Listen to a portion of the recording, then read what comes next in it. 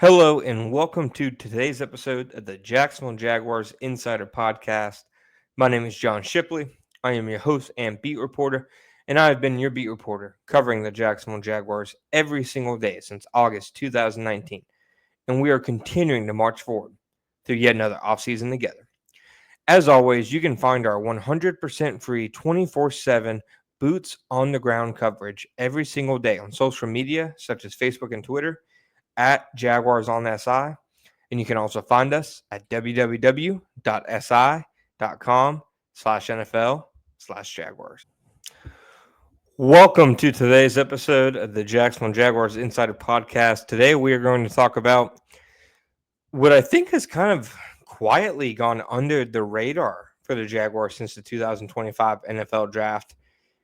The fact that Trevor Lawrence is unquestionably one of the biggest winners of the entire NFL draft weekend all around.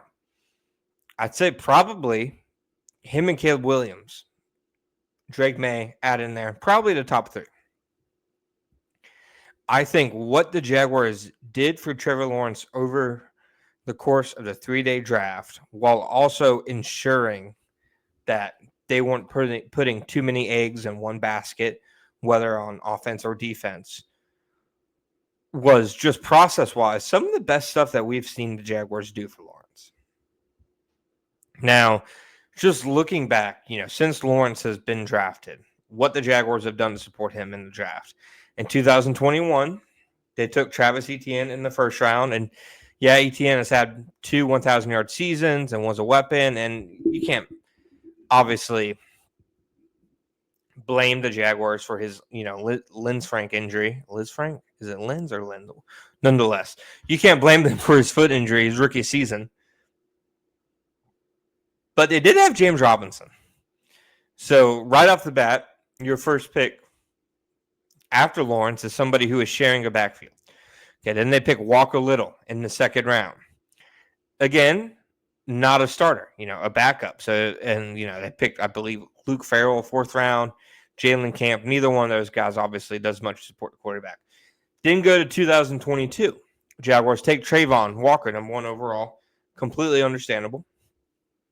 They then trade a 4th and a 6th round pick to move up from the early 30s to, I believe it was number 27, 28, 29. One of those late 20 selections to select linebacker Devin Lloyd.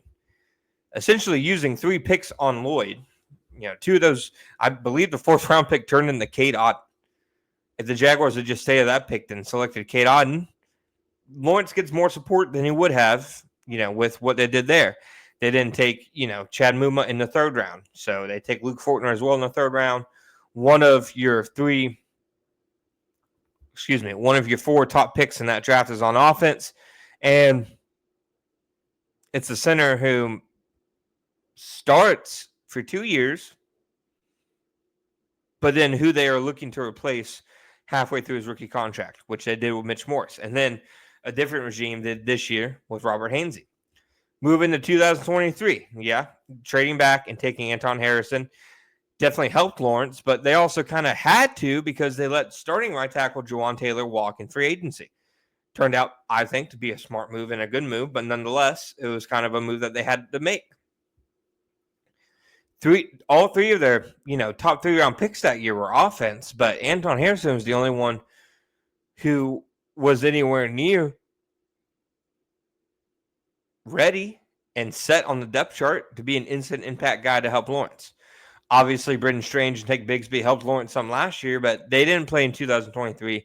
Draft didn't help him that much that year. And then last year, they take Brian Thomas, excellent selection, trading down to get him, great process. Brian Thomas Jr. is the best thing that happened to Trevor Lawrence since he was drafted.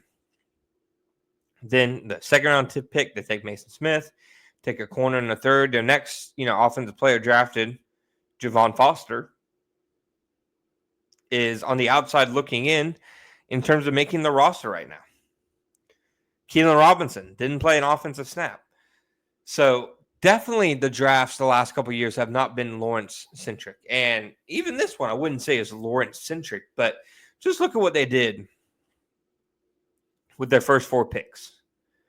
To me, taking Travis Hunter is how you help Trevor Lawrence. Travis Hunter can do so many things to make things easier on Trevor Lawrence with his ability to get open, with his ball skills, with how he can be utilized in the screen game. He's an excellent running after the catch, and obviously Liam Cohen drums up a big screen game. We've talked about it before. The Jaguars were really high in terms of volume of screens during the Doug Peterson era, but in terms of their pure effectiveness, they were way, way, way down the list. One of the worst screen teams in the NFL. Liam Cohen is one of the best screen guys in all of football.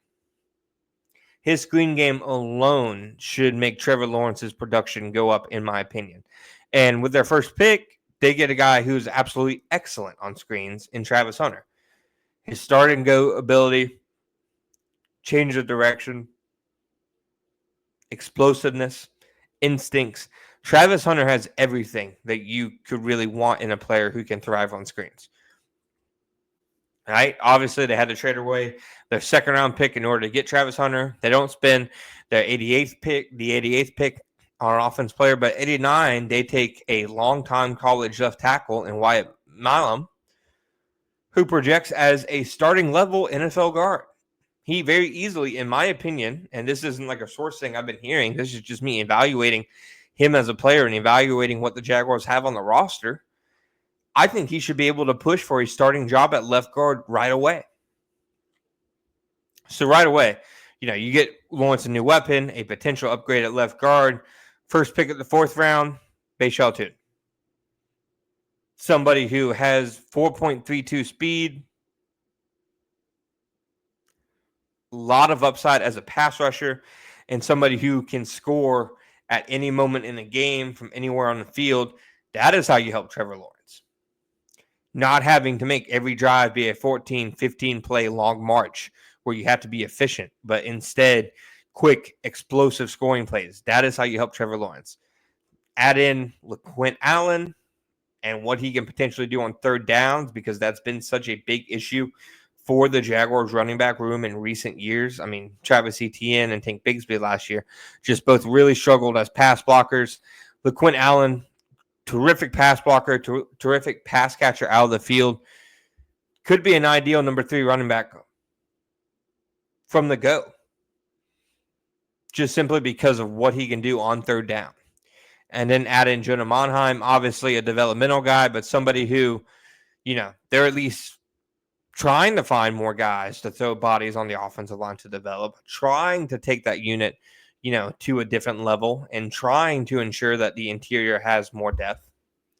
So at the end of the day, I think Trevor Lawrence is a big winner from this draft class. He got more weapons. He got a better offensive line.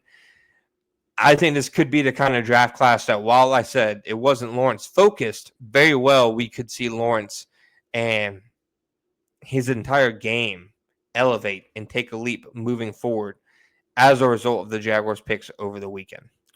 Thank you guys for listening. Thank you guys for following along. My name is John Shipley. We'll be back next time.